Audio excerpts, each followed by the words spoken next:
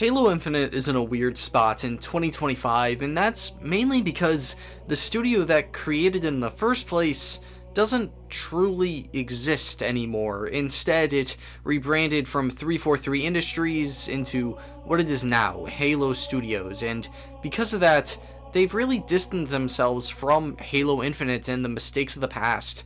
But this still is the most recent Halo game, so it's in a difficult situation because where they can't exactly abandon it just yet, but they also want to move on to bigger and better things. And because of that, Halo Infinite just kind of sits in limbo. I stopped playing Halo Infinite around Season 5, but the content structure and everything else has changed so much since that point and since launch, and coming back, it was honestly just kind of jarring. But when I say jarring, I guess it's in a good way. Actually, it's in a pretty good spot right now in terms of like actually selecting the game types that you want to play instead of just mashing them all into quick play and calling it a day. The challenge system is fixed. You can actually earn in-game credits, even though I don't think they're actually called credits. And having actual Halo modes in a Halo game is actually a pretty good point.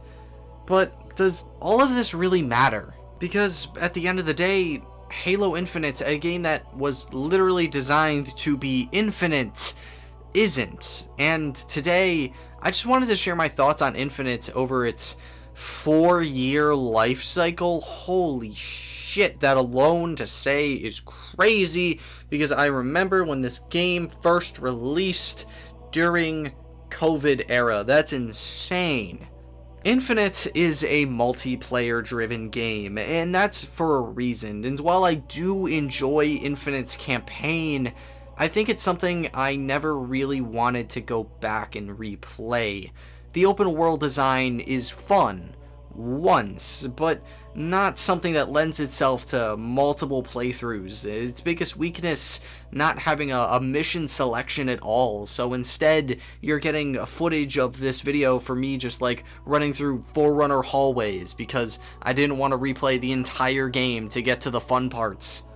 That alone is one of the biggest missteps. There were clear separation points that you could have just had to replay missions, even if you just dropped in with an assault rifle or something basic. But no, 343 and Microsoft basically just abandoned the campaign the second it launched and charged $60 for it.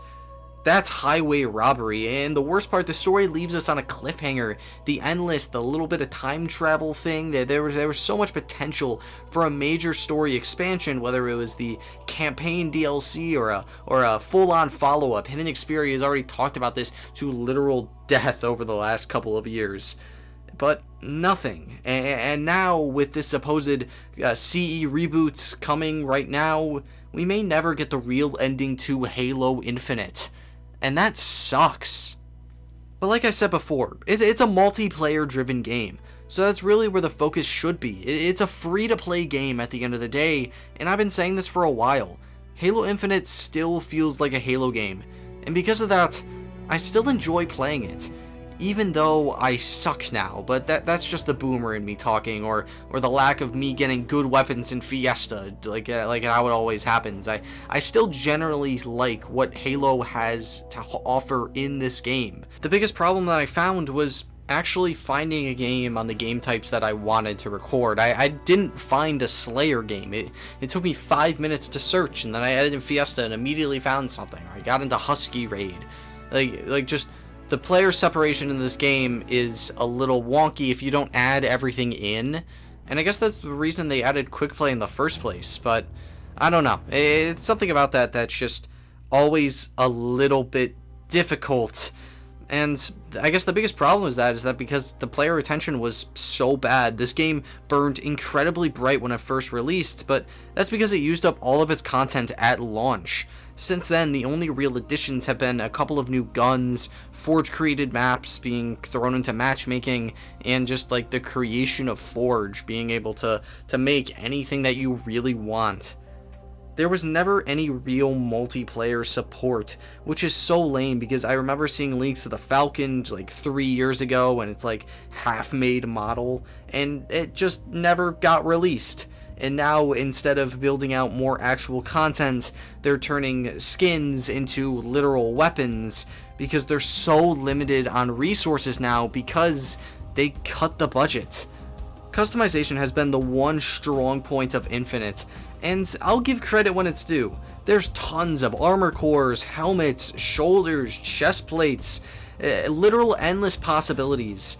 And yes, while the store, the battle pass, and the general monetization have been adjusted lately, there's still a huge problem staring everybody in the face.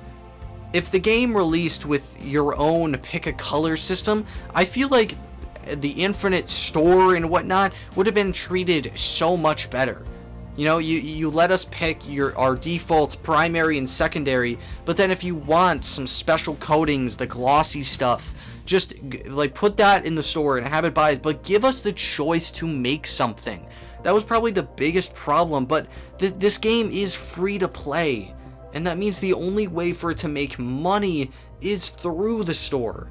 And at this point, I don't think they can care about supporting this game anymore. I think it's all about just making money, which sucks because there's so much customization, like chest plate, crossplay, and all of this stuff, making actually like the kits into armor cores. Like, there's so much stuff that could have been done with the Infinite customization that was just left on the cutting room floor because they ran out of budget.